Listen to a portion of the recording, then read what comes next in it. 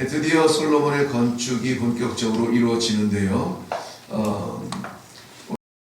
4장, 5장까지가 솔로몬의 성전 건축 마무리되는 과정을 기록하고 있습니다. 3장에는 솔로몬의 성전 건축이 외관과 그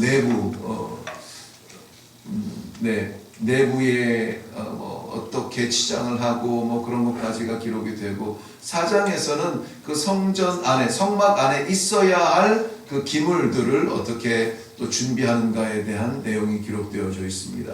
그리고 5장에는 그 완성된 성전 안에 하나님의 약속의 언약궤가 드디어 자리를 잡게 됨으로 말미암아 하나님의 임재를 완성하는 그런 모습을 성전의 완성으로 우리들에게 말씀해 주고 있습니다.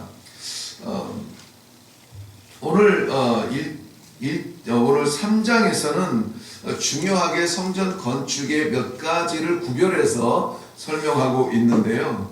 먼저는 그 외관은 3절 이후에 보면은 60규빗, 20규빗, 장이 60규빗, 광이 넓이가 20규빗 이렇게 되어 있는데, 한 규빗은 우리가 잘 알듯이 45점 몇 cm, 50cm가 조금 안 되는 그러한 길이입니다. 그렇기 때문에 60규빗이라 하면은 27m가 조금 넘는 길이고요. 폭은 9m가 조금 넘는 그러한 폭을 가진 규모입니다. 그러니까는 건물의 규모로 치면은 대단하게 막 궁궐처럼 커다랗거나 그런 사이즈는 아닌 것 같아요.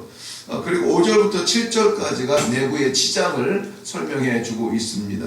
10절부터 13절까지가 중요하게 빼놓지 않게 다루는 것이 뭐냐면은 지성소의 두 그룹, 체루빔이라고 하죠. 천사의 날개의 모습을 하고 있는 체루빔 두 그룹을 어떻게 만들었는지를 보여주고 있고, 그 형상을 그려주고 있습니다. 15절, 17절에는 우리가 잘 알듯이 성전의 입구의 양 두 기둥을 보여주고 있는데요. 어떻게 만들었으며 높이는 어떻게 되어 있으며 어떤 모양을 하고 있다라고 하면서 그 이름을 야긴과 보아스라 하면서 이 성전, 하나님의 나라는 하나님께서 세우시며 하나님의 나라는 그의 능력으로 지켜나간다라고 하는 의미상의 그런 기둥을 세워 놓습니다. 오늘 그런데 저희는 1절 말씀을 봉독했습니다. 그 안의 내용들, 어떤 건물로 지어졌는지, 무엇으로 칠했는지, 금을 발랐는지, 은을 발랐는지, 어떤 보습을 갖다 붙였는지, 그 외형적인 모습도 참 귀합니다. 그러나 그 성전이 어디에 지어졌느냐 하는 것을 1절 말씀이 굳이 강조하고 있다는 것을 우리는 좀 생각해 볼 필요가 있습니다. 솔로몬의 성전, 우리가 떠오르는 모양은 없습니다. 그러나 그 건축물이 예배를 드리는 어떤 행위라면은 그 성전이 지어진 터는 그 예배를 드리는 정신, 우리가 좀 비유할 수가 있겠습니다. 그러니까는 행위보다 중요한 것은 정신이죠. 머리를 숙인다고 해서 존경이 아니라 그 마음 중심에서 나오는 존경이듯이 예배에 이러한 모양으로 저러한 순서로 드리는 것보다 어떠한 마음으로 드리는가 하는 것을 우리 예배에 더 신중하게 오늘 고려하도록 하나님께서는 주시는 말씀입니다. 우리가 하나님 앞에 드려야 될 예배의 그 정신, 저는 오늘 본문의 제목을 예배의 정신이라고 정해보았습니다. 터를 이야기하고 있는데 그 안에서 저희는 정신을 발견하기를 원합니다. 먼저 1절 말씀에 보면은 솔로몬이 예루살렘 모리아 산에 여호와의 전 건축하기를 시작했다라고 말하고 있습니다. 모리아 산이라고 기록을 하고 있습니다. 모리아 산은 우리가 잘 알듯이 창세기 22장의 사건을 배경으로 하고 있습니다. 창세기 22장에는 믿음의 조상 아브라함이 그 아들 이삭을 번제물로 바치려 했던 그러한 자리가 모리아 산이었습니다. 바치려 한 것까지가 우리가 알아요. 그런데 하나님께서 정작 그 번제단 위에 바쳐야 될 제물, 양을 준비하셨으므로 그 완전한 제사가 하나님의 준비로 말미암아 이루어짐을 우리는 보게 됩니다. 그래서 그 자리가 여호와 이레 하는 찬송이 나왔던 그 자리이죠. 저희 교회의 그 이름이 거기에서 나왔는데요. 그런데 이 아브라함은 이삭을 드리려 했던 마지막 순간까지 칼을 뽑아 들었습니다만은 히브리서 11장의 그 믿음의 조상들에 대해서 이야기하면서 히브리서 11장 17절 말씀에는 그가 아들 이삭을 바쳤다 이렇게 이야기해요. 완료형으로 바쳤다 이렇게 설명을 합니다. 외아들을 바쳤다라고 완전히 그 행위가 끝났음을 이야기합니다. 그것은 뭐예요? 행위는 칼을 들었으나 그 마음은 뭡니까? 바쳤다는 거예요. 바쳤다. 하나님께서는 우리의 삶의 모습, 행위도 귀하게 보시지만 그러나 우리 삶의 마음 중심, 삶에서 드리는 우리의 예배의 중심, 우리 생각까지도 들여다보시는 하나님께서 어떤 마음으로 드리는지를 받으신다는 것입니다. 찬양이야 뭐 목소리 좋고 성대 좋고 음악적 탤런트가 있으면 아름다운 찬양으로 드리죠. 그러한 찬양이 아름다운 것은 세상의 가치예요. 하나님께서 기뻐 받으시는 찬양의 가치는 그 삶이 아름다워야 되는 거예요. 삶이 그 가사에 부끄럽지 않아야 되는 거예요. 간증이 그 안에 묻어져 있어야 그것이 찬양이에요. 기도도 마찬가지입니다. 미사여구 사용하며 그 사자성어 섞어가면서 기자처럼 나열하듯 줄줄이 나아가는 멋있는 딱 깔끔하게 끝나는 기도가 하나님께서 기뻐 받으시는 기도가 아니라 하나님 앞에 그저 드릴 것이 없는 연약한 몸으로 왔는데도 불구하고 하나님 받아주시니 감사합니다. 아버지 어떻게 하면 좋아요? 아버지 어디로 가면 좋아요? 아버지 무엇을 하면 좋아요? 아버지의 뜻을 구하듯 우리의 마음을 내려놓는 그러한 기도가 그래서 꼭 그러한 비유는 아닙니다만은 많은 배움이 있는 학자들의 멋있는 그러한 기도보다 어떤 면에서는 오랜 세월 그 새벽 재단에 자기의 자리를 지켜가면서 무릎이 시리도록 기도해오던 어르신들의 몇 마디의 기도 거저 아이고 나는 뭐 기도할 줄도 몰라요. 아버지 그렇게 시작되는 그러한 기도 하나님께서는 얼마나 귀하게 보실까 하는 것입니다. 이 모리아산에서 드렸던 제사는 그러한 제사였습니다. 행위적인 제사가 아니라 그 자신은 이미 드려졌어요. 아브라함이 그 이삭을 드렸다는 것은 자신을 드린 거예요. 이삭이 없이는 자신의 의미는 자신의 존재는 의미가 없어요. 대가 없잖아요. 이어갈 대가 없어요. 명맥을 이어갈 생명의 다음 세대가 없어요. 그렇기 때문에 이삭을 묶어서 이삭을 번제단에 올려서 이삭을 향해서 칼을 들었다는 것은 자기 자신이 하나님 앞에 지금 번제물로 드려지고 있는 자기 희생이에요. 하나님께서는 이삭을 받으시는 것이 아니라 하나님께서는 이삭을 드리는 아브라함을 받으시는 거예요. 그 자리에서 드리려 했던 그 제사가 번제였어요. 번제단이었습니다. 태워서 드리는 제단이었어요. 남지 않습니다. 남지 않아요. 그러한 희생의 자기 드림, 그곳이 모리아산에서 하나님께서 기억하시는 그 자리, 그 희생의 자리에 솔로몬의 성전이 세워지는 겁니다. 성전에서 드려지는 예배는, 우리가 드리는 예배는 그저 어느 날 번개처럼 툭 떨어진 것이 아니라 이러한 희생의 드림을 통하여서 준비된 그러한 예배를 드려야 되지 않겠습니까? 이것이 오늘 이 하루를 살지라도, 하루의 삶의 예배를 드릴지라도 하나님께서 저희들에게 기대하시는 헌신의 예배가 되시기를 주님의 이름으로 축원합니다. 두 번째는 그곳이 1절 하반절 중반 이하에 보면은 그곳은 전에 여호와께서 그의 아버지 다윗에게 나타나신 곳이요 여부수 사람 오르난의 타작 마당에 다윗이 정한 곳이라 그렇게 되어 있습니다. 그 자리가 어떤 자리입니까? 다윗이 나라가 강국이 되고 나서 군사의 저력을 한번 확인해 보려고 군대 장관 요압을 시켜서 칼을 빼고 전쟁에 나갈 만한 사람이 몇 명인가 되나 한번 씌워보라. 우리 군대 한번 세워보자. 그 명령을 받고 요한마저도 왕같지 아니하는 이 명령이, 왕이 평소에 왕같지 않은 이 명령에 이 군대가 더 커지기를 원합니다. 백성들이 더 많아지기를 원합니다. 그러나 오늘날 우리 된 것은 우리의 능력이 아니라 하나님의 은혜였지 않습니까?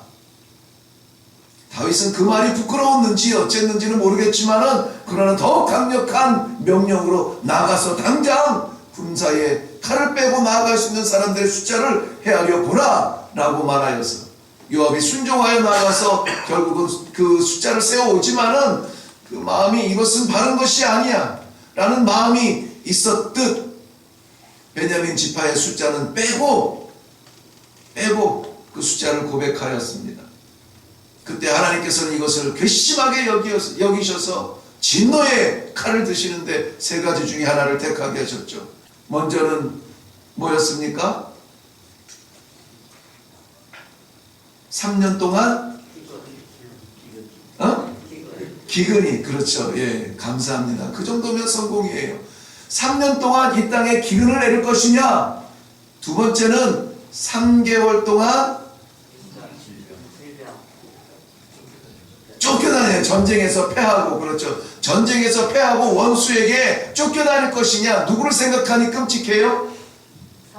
사울을 생각하니 끔찍한 거예요. 그러니까 내가 사람 손에 있지 아니하고 하나님 손에 올려놓겠습니다. 하나님 뜻대로 하옵소서. 세 번째가 무엇을 선택했어야 됩니까?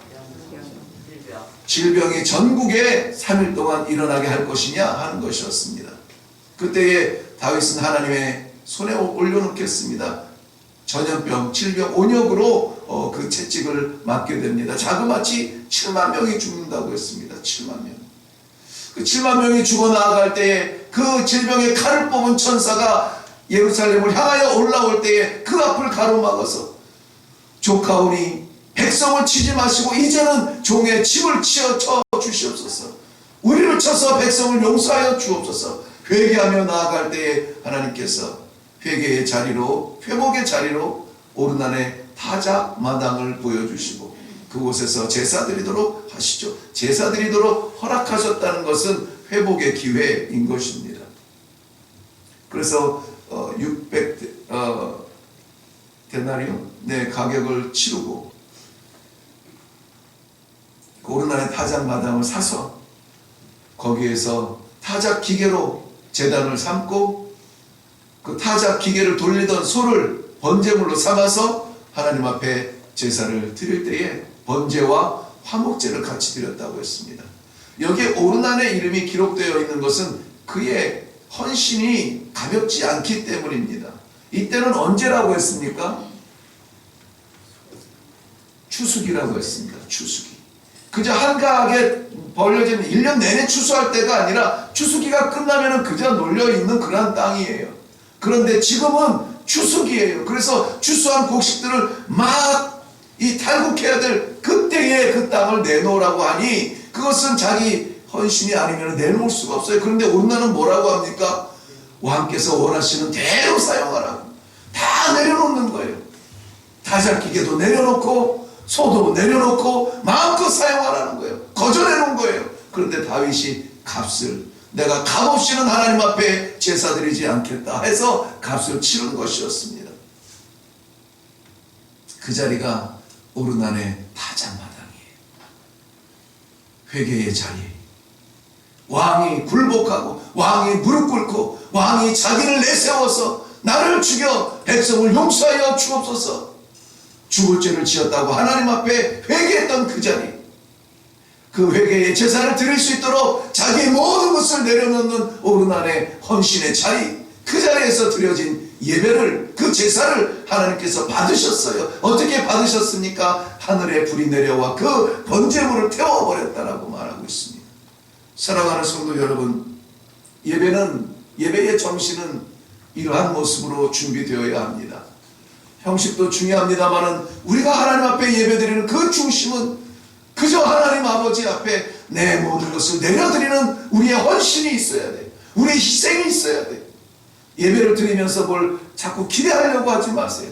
우리는 조금 잘못된 습관을 가지고 있습니다. 자꾸 뭘 받으려고 해요. 받으려고 해요.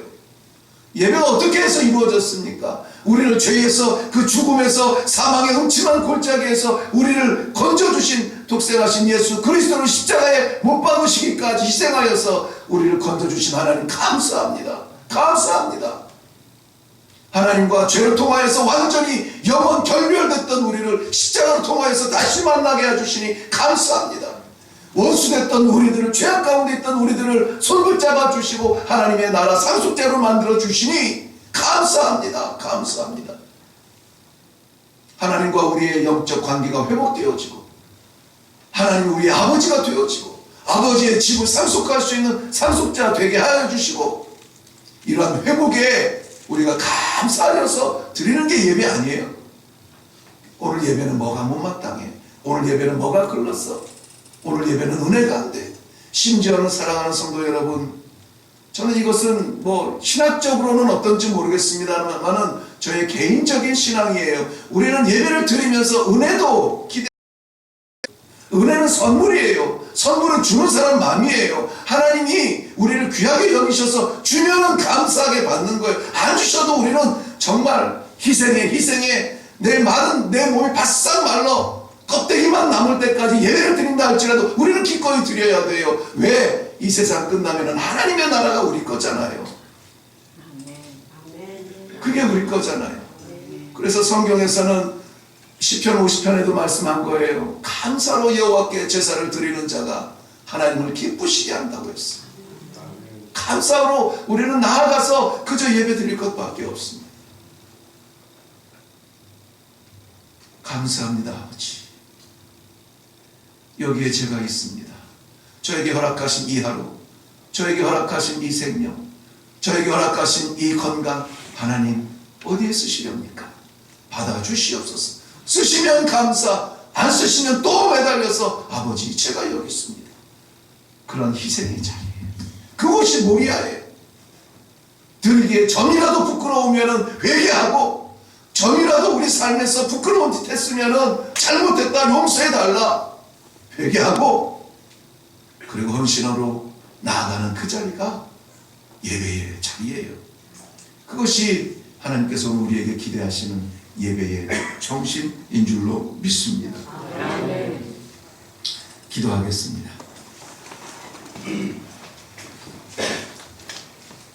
하나님 아버지, 오늘도 하나님께 예배 드리기 위하여서 이 자리에 올라와 있습니다. 온전한 예배를 드리는 이 하루가 되게 하여 주시옵소서.